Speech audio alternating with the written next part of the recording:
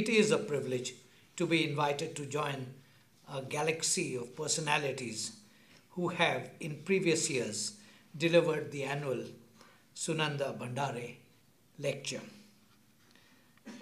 As I was in the process of writing the lecture, I decided to modify the subject a little. So the subject at the moment reads, Dismantling Patriarchy with a mark of interrogation. Justice Sunanda Bhandare is remembered as a pioneering figure in the long and hitherto unfinished quest for gender equality. This, in the second decade of the 21st century, may sound odd given that the Constitution of India and its provisions for gender equality have been operative since 1950 and have been supplemented by national legislation and innumerable international covenants to which India and most other nations subscribe. This dismal state of affairs is reflected in the Gender Inequality Index of the UNDP that in the year 2014 gave us a ranking of 127 out of 188. I submit to this august audience that the reason for this apparent enigma is less in the realm of legislation and rules and more in the unstated or partially stated major premise underlying social perceptions relating to human values and behavior as it has evolved over several millennia. This pertains to the concept of patriarchy that has been defined by Professor Gerda Lerner in her seminal study as the manifestation and institutionalization of male dominance over women and children in the family and the extension of male dominance over women in society in general. It implies that men hold power in all important institutions of society and that women are deprived of access to such power. It does not imply that women are either totally powerless or totally deprived of rights, influence, or resources. End of quote. She argues that this predates recorded history and commenced in the 3rd millennium BC. Another study on the subject by Sylvia Wolby defines patriarchy as a system of social structures and practices in which men dominate, oppress, and exploit women. The resultant ideology, she adds, creates a variety of gender-differentiated forms of subjectivity. Others have defined patriarchy as specific psychosociological totality which is encountered in social and psychological structures. It is, in other words, a long-standing system that many are born into and participate in, mostly unconsciously. It is a process as well as a product. An evasive counterpoint in contemporary debates is to define patriarchy as a rhetorical device which props up feminist ideology by making it easy to impose a state of collective guilt upon half the human race, namely the male half. In our own country, patriarchy has been a living reality since the earliest times for which written texts exist. One study has summed up the situation in Vedic and post-Vedic periods, and I quote, "In Vedic ages, women were equal to their brethren. This continued until the latest days of the Vedic and epic period, even during the age which saw the composition of the canonical literature of the Buddhists. But after that, there was a reaction which was ushered in by the premature mass movement of the succeeding period and the evil effects as well as the unsocial tendencies of monarchism, which well nigh assailed the foundations of social existence or the peace and happiness of conjugal life. The reaction led to a constant harping on the evils of women's freedom and the consequences arising out of it. Women came to be looked upon as naturally deficient in intellectual power and also liable to be swayed by evil examples. Hence, laws were made to retain them under tutelage, and they lost many of their social rights. End of quote. An illustrated text is Kautilya's Arthashastra, where the woman's status is in certain legal matters is equated to that of slaves or bonded labor. One scholar has assessed that the overall picture is thus one of women being placed in a subservient role but given adequate protection to ensure that this did not lead to total exploitation. How well the safeguards worked in practice can only be a matter of conjecture. It is possible that gradual deterioration over centuries in legal protection guaranteed to women in the Arthashastra led to their being given a lower status in later codifications like the Manusmriti. Details of the latter are well known to many in this audience. Attempts have been made in different ages to sanctify them or put forth benign interpretations.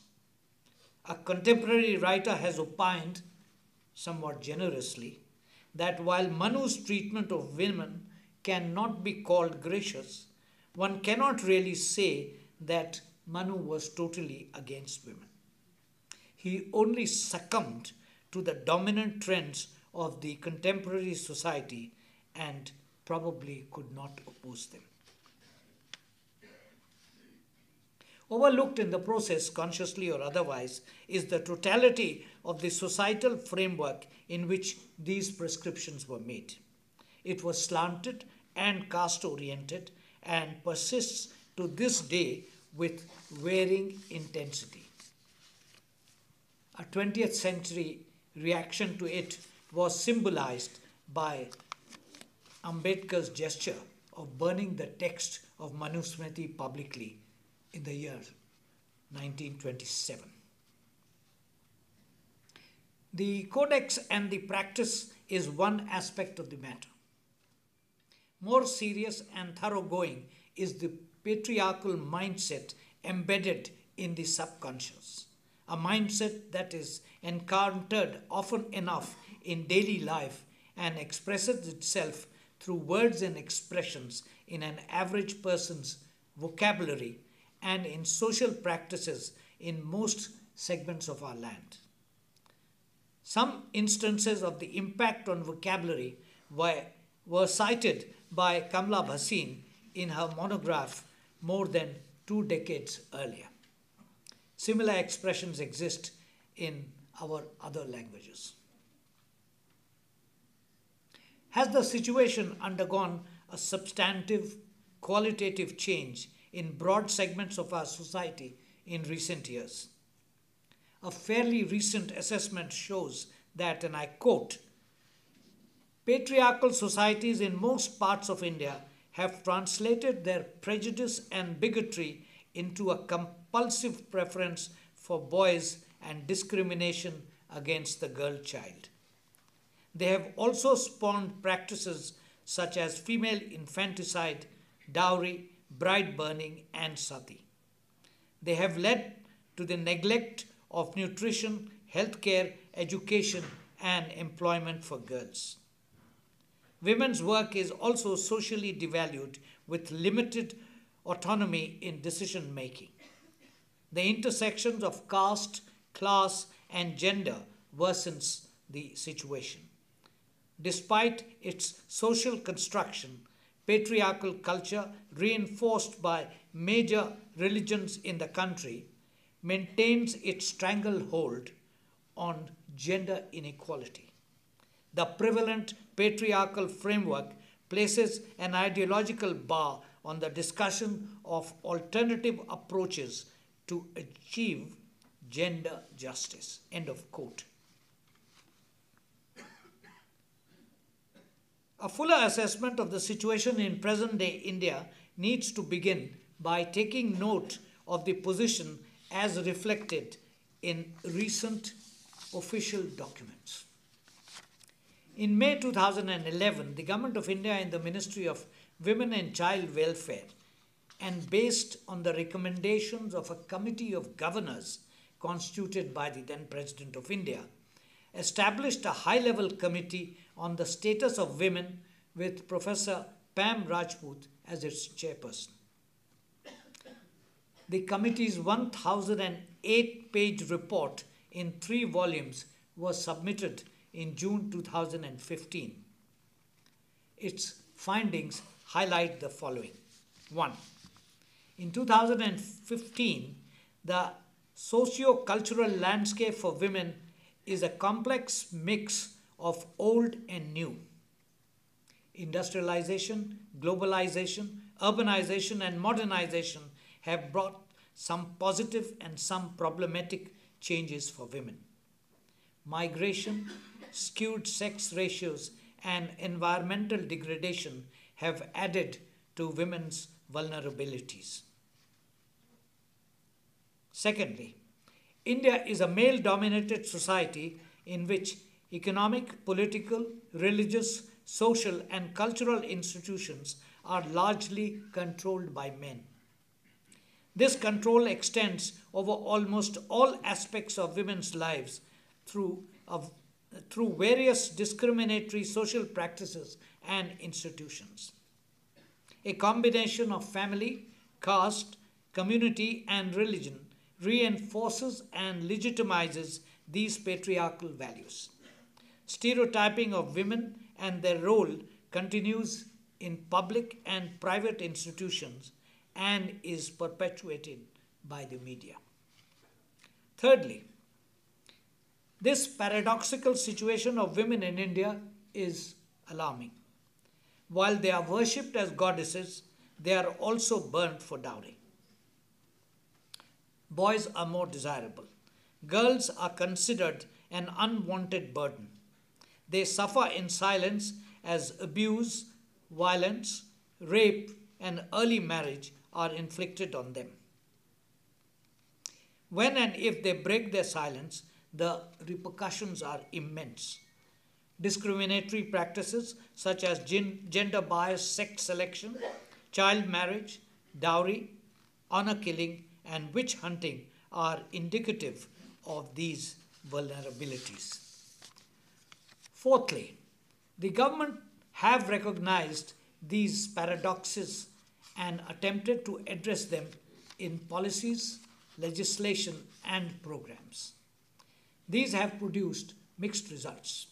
Legislative changes have faced resistance in their implementation due to social, cultural, and religious mores. Fifthly, although 30 departments of the government have women-specific and pro-women allocations, these together account for a meager 5.8% of the total budget. And sixthly, in 2015, India has one of the worst gender gaps in the world when it comes to labor force participation. Only 25% of women are working, less than 0.5% are seeking work. There is a growing phenomena of informalization and casualization across rural and urban work opportunities. Over the last decade, there have been a steady decline of women in the workplace. An IMF study has estimated that if the number of women workers were to increase to the same level as the number of men, India's GDP would expand by 27%. The report observes that the number of women who have excelled despite these handicaps is minuscule, and that its analysis shows that change is painfully slow, is ambivalent, and is desperate for clear direction, and that comprehensive programming must have the ability to recognize and address needs and aspirations of women differentiated along lines of caste, class, age, and life stage or situations and other diversities. They must be holistic rather than piecemeal and include measures to address overall health needs, including sexual and reproductive health, literacy, education, safety, and violence-free spaces, fulfillment of aspirations for personal and political growth, and economic empowerment. It is accepted in the report that though a combination of family, caste, community, and religion, amongst others, patriarchal values and ideas are constantly reinforced and legitimized. The report notes that progressive legislative initiatives are not accompanied by commensurate changes in the culture of institutions charged with the responsibility of implementing them, and that processes of empowerment must permeate institutions that hold the key to massive transformation, including religion as practiced, family, marriage, educational, law and order, judiciary, and media. The report alluded to, but does not specifically address, the root causes of this state of affairs. No suggestions appear to have been made as to how the culture of institutions have to be made and how social practices supposedly based on culture and tradition in different segments of the wider community is to be initiated. A question on the report in the Rajya Sabha on the 3rd of March this year was answered by the Minister for Women and Child Welfare. It summarized the recommendations under general heads but did not indicate the proposed course of action by the government except for drawing attention to the existing legislation on protection of women from domestic violence and to certain features of the Hindu Succession Act of 2005.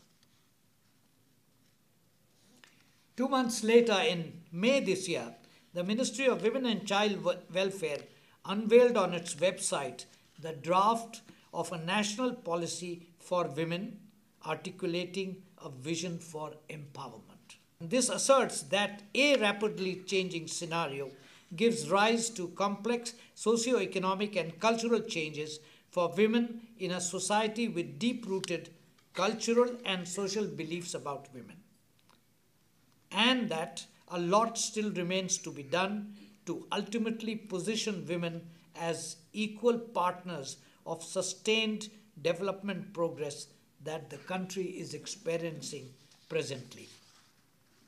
It aims to create an effective framework and conducive socio-cultural, economic and political environment to enable women enjoy de jure and de facto fundamental rights to realize their full potential.